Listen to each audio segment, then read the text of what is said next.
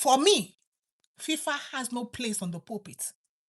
Prophet, if you don't have nothing else to prophesy, if you don't have, go and get a job. Because maybe it's because you don't have a job where you go 9 to 5 or a business where you go.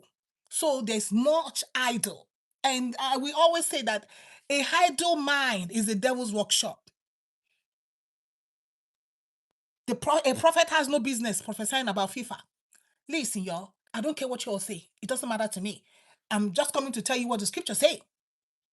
So if you feel that your prophet has a right to prophesy about FIFA, then after they prophesy about FIFA, and then you don't happen, then they come back to try to explain, because God did not send you to prophesy about FIFA.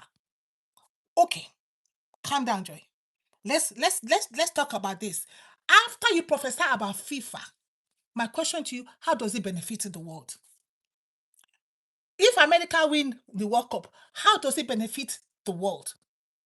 If South Africa, if Portugal, if Congo DR, if Argentina, if whoever Messi if Messi is the highest scorer, I prophesied that Messi was going to score so much goal during the World Cup.